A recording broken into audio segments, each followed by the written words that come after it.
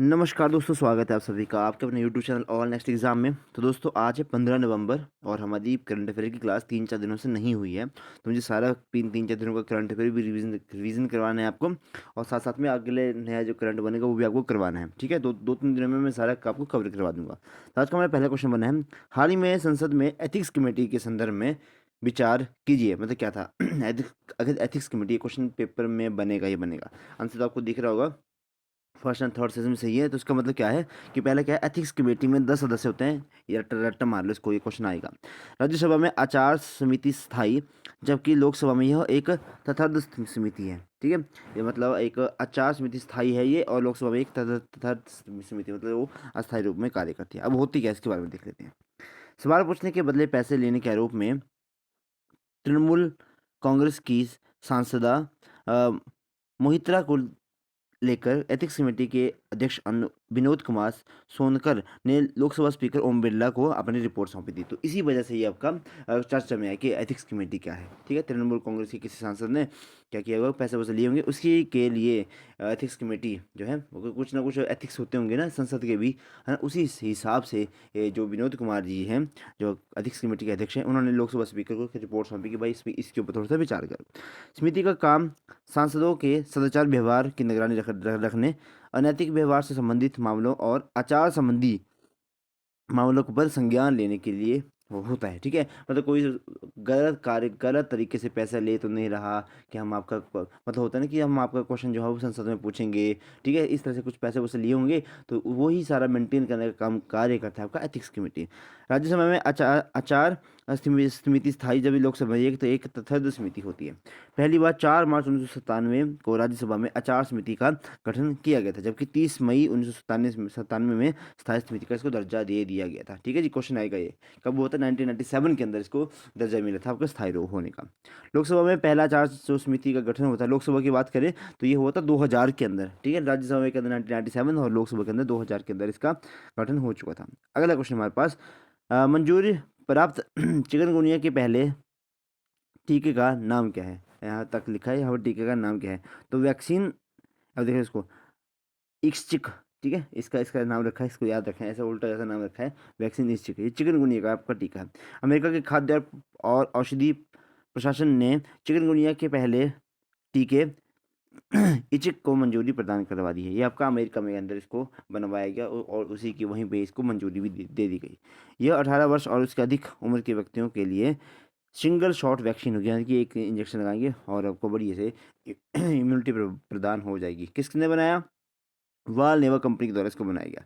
और ये चिकनगुनिया एक वायरल डिजीज़ है, और जो चिकनगुनिया वायरस से संक्रमित मच्छरों के काटने से मनुष्य में फैलती है। ओके जी, आप कमेंट बॉक्स में बताएंगे वैसे कि चिकनगुनिया का जो कैरियर होता है, जो वाहक होता है, वो कौन सा मच्छर होता है। ऑप्शन देता हूँ, एडिस इजिप्टी, और आपका और कौन सा होता है, इजिप्टी होता है, आपका फिनो एनफीज मॉस्किटो होता है, या फिर कोई और। ठीक है, एक और भी होता है मच्छर, मुझे बताना। अगला क्वेश्चन हमारे पास है, अक्टूबर माह के प्लेयर ऑफ द मंथ किसे चुना गया। तो भाई ये रचिंद्र रविंद्र को चुना गया रचिंद्र रविंद्र को। अब इनका जो नाम है वो बड़ा सही नाम है, देखो रचिन रविंद्र है, रचिन। अब इसमें राहुल रवि से लिया गया है रा, और सचिन से लिए गए हैं चिन्ह। तब ये राहुल और सचिन के नाम को जोड़ के रचिन इनका नाम दिया गया। ठीक है जी, और ये न्यूजीलैंड की तरफ से खेले, अभी मात्र 23 वर्ष के हैं, और इस बार वर्ल्ड कप में उन्होंने 500 प्लस रन स्कोर कर चुके हैं। मतलब ऐसा करने वाली ये एकमात्र खिलाड़ी बन चुके हैं। ठीक है, जो यंगेस्ट हैं जो। नेक्स्ट क्वेश्चन हमारे पास है, सितंबर माह में आईसीसी जो प्लेयर ऑफ द मंथ है वो चुना गया था आपका शुभमन गिल को, और फीमेल में चुना गया था आपका अथा पट्टू को। ठीक है, चौथा क्वेश्चन हमारा आज का, ग्रैमी अवार्ड 2024 के बेस्ट ग्लोबल म्यूजिक परफॉर्मेंस श्रेणी में भारत के किस गीत को नामांकित किया गया। तो यह आपका अवंदेश इन मिलिटेड, इनको इसके नाम से चुना गया। यह गाना नरेंद्र मोदी, फाल्गुनी शाह और गौरव शाह ने लिखा है। ठीक है जी, देखो भाई किसने लिखा है, नरेंद्र मोदी जी ने भी लिखा है गाना ये।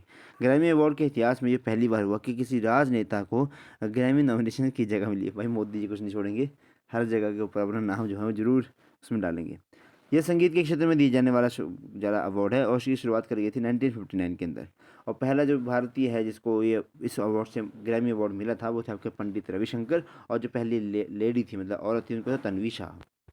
नेक्स्ट क्वेश्चन हमारा, हाल ही में भारत और किस देश के बीच अभ्यास बोंगो सागर 2023 आयोजित करा गया? तो भारत और आपका बांग्लादेश के बीच में इसको करा जाता है बोंगो सागर, बांग्लादेश और सागर, इस तरह से आप इसको याद रख सकते हैं।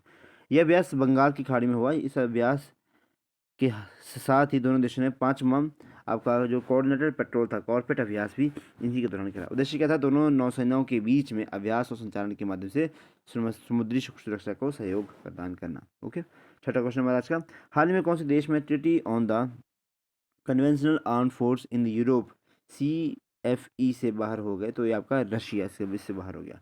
नाटो के विस्तार से संबंध संधि के सहयोग में बाधा बताते हुए हाल ही में ये रूस औपचारिक रूप से CFE से हट गया। ये संधि 1990 में करी गई थी और मध्य उत्तरी अटलांटिक संधि संगठन यानी कि NATO, North Atlantic Treaty Organization और तत्कालिक वार्सा संधि, वार्सा पैक्ट भी हुआ था, उनके बीच हुए थे वार्सा पैक्ट। भारत और अमेरिका के बीच में भी ये तगड़े वाला वार्सा पैक्ट हुआ था ना, इनसे जो हल अलग हो गया। उद्देश्य क्या था? पारंपरिक हथियारों को सीमित करना, शीत युद्ध के प्रतिबंधों में को ऐसी ताकतों बनाने को से रोकना जिन्हें तेजी से हमले ना किए जा सके। मतलब ये टोटली ये था। अब दोनों तरफ से दोनों ही सही हैं। एक तरह से जब नाटो बना था तब उन्होंने बोला था कि हम अपना एक्सपेंशन नहीं करेंगे, और एक तरह से बना था, एक नाटो था और भी एक आपका USSR था, इन्होंने अपना चलाया था, और एक तरफ था नाटो। ठीक है, मतलब दूसरी विश्व युद्ध के बाद ये बने थे संगठन, नाटो बना था, फिर आपका USSR बना था, लेकिन भारत इसमें शामिल था। भारत था NAM के अंदर। ठीक है, नॉन अलाइन मूवमेंट की, कि हम किसी के साथ नहीं जाएंगे। उनको पता था कि अगर हम नाटो के साथ गए तो रशिया वालों से अपने बिगाड़ रखेंगे, या रशिया के साथ गए तो अमेरिका वाले या फिर जो बाकी यूरोपियन कंट्री से हम बिगाड़ रखेंगे। तो भाई नेहरू जी का बहुत तगड़ा विजन था ये, कि हम अपना किसी भी संगठन के अंदर ज्वाइन नहीं करेंगे, हम करेंगे नॉन अलाइन मूवमेंट, कि हम किसी के साथ भी, मतलब ऐसे डायरेक्टली किसी के साथ भी हम भागीदार नहीं हैं। ठीक है, नेक्स्ट क्वेश्चन हमारे पास है, हाल ही में भारत की सबसे बड़ी सीट तेल उत्पादन सेवा किस राज्य ने खोली है? तो गुजरात के अंदर इसको खोला गया।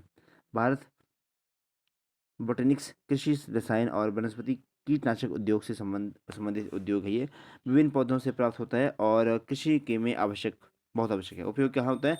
जैविक खेती में, और आपका कीटनाशक नियंत्रण करने के लिए इसका प्रयोग किया जाता है। अगला क्वेश्चन हमारा, किस मंत्रालय ने व्यापक डिजिटल विज्ञान नीति 2023 को स्वीकृति प्रदान करी है? तो आपका लोक और व्यय मंत्रालय के द्वारा। की पॉइंट्स क्या हैं इसके? सरकार की डिजिटल बस का विस्तार करना और नागरिकों तक सूचना पहुंचाने वाले तंत्र में सुधार करना, ई गवर्नेंस को बढ़ावा देना। अगला क्वेश्चन हमारा, ICC द्वारा किस देश के बोर्ड को निलंबित कर दिया गया? तो वह श्रीलंका को इसमें कर दिया गया, क्योंकि इसमें क्या हो रहा था, एक तो हुआ क्या था कि वर्ल्ड कप में जो श्रीलंका की टीम अच्छा प्रदर्शन नहीं कर पाई थी, और इसी वजह से सरकार ने मतलब थोड़ा सा हस्तक्षेप कर दिया था, कि उनको बोला था कि बताओ कारण बताओ कि आप हार क्यों गए, ऐसा वैसे, मतलब बहुत कुछ होता। तो ICC ने बोला कि यहाँ पे तो सरकार का जो हस्तक्षेप है कुछ ज़्यादा हो रहा है, इसलिए उसने पूरे के पूरे बोर्ड को सस्पेंड कर दिया। अगला क्वेश्चन हमारा आज का, ये क्वेश्चन छूट गया था हमारा जब हम पहले करे थे, राष्ट्रीय शिक्षा दिवस कब मनाया जाता है? तो 11 नवंबर को मनाया जाता है। ठीक है, हमारे जो देश के पहले शिक्षा मंत्री थे मौलाना अबुल कलाम आज़ाद, उनके मतलब जन्म दिवस के ऊपर इसको मनाया जाता है। इस बार की थीम क्या थी? Embarking innovation. ओके जी, और अबुल कलाम आज़ाद जी को 1992 में भारत रत्न से सम्मानित करा गया था, और उनके कुछ समाचार पत्र भी थे। एक था आपका अल हिलाल और आपका अल बलाग। ये क्वेश्चन बनता है, तो इन क्वेश्चन को आप याद रखें। तो ये थे आज का हमारे करंट अफेयर। ओके, आज आई होप अपने करंट अफेयर को नोट जरूर करा होगा। तो प्लीज़ वीडियो को लाइक करें, शेयर करें, और जो चैनल पे फर्स्ट टाइम है अपनी चैनल को सब्सक्राइब भी जरूर करें। धन्यवाद। जय हिंद, जय हिमाचल।